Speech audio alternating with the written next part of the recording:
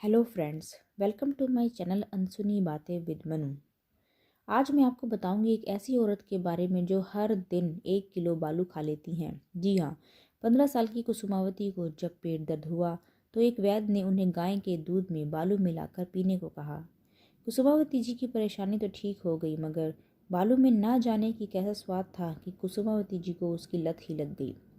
वाराणसी के चोलापुर ब्लॉक के कटाई गांव की कुसुमावती आज 78 साल की हैं और 63 साल पुरानी उनकी लत अभी भी जारी है। कुसुमावती की शादी हुई, फिर 2 बेटे और एक बेटी हुए, मगर हर दिन बालू फांकने का सिलसिला अभी भी जारी रहा। अब उनके पोता पोती भी हो चुके हैं और उनकी जिम्मेदारी है कि दादी के लिए बालू जुटाना।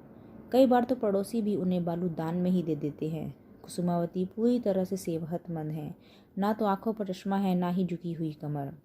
और तो और खेती बाड़ी का काम भी वो करती हैं, जैसे खरपतवार, धान गेहूं की कटाई, गन्ना छीलना, चारा काटना और 20 किलो का बोझ उठाकर मुर्गियों को खिलाना।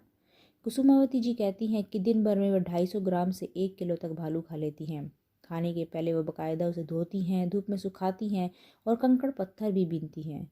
सोने से पहले और उठने के बाद और नींद टूटने पर भी उन्हें बालू चाहिए ही चाहिए। जिस दिन तलब लगे तो पूरा दिन ही बालू फाँकते हुए बीतता है। उन्होंने अपने एक इंटरव्यू में बताया कि एक बार पड़ोस में मकान बनाने के लिए बालू आया हुआ था।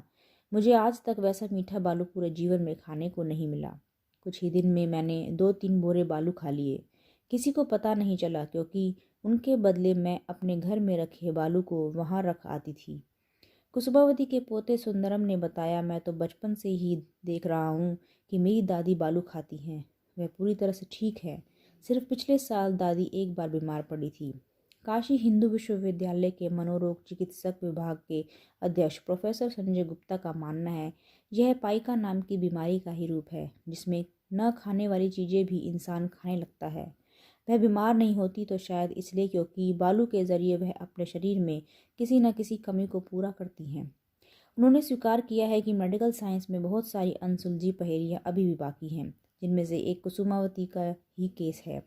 लेकिन उन्होंने ये भी बताया कि चिकित्सक तौर पर बालू खाने की लत से शरीर को नुकसान होने की आशंका बनी रहती है। तो आप कुसुमावती की लत की नकल बिल्कुल मत करिए। तो ये थी कुसुमावती जी की कहानी, जो बालू के बिना नहीं रह सकती। आज के लिए बस इतना ही। मैं आपके लिए ऐसी ही अनसुनी बातें लाती रहूँगी। तब तक के लिए stay safe, stay healthy, stay connected.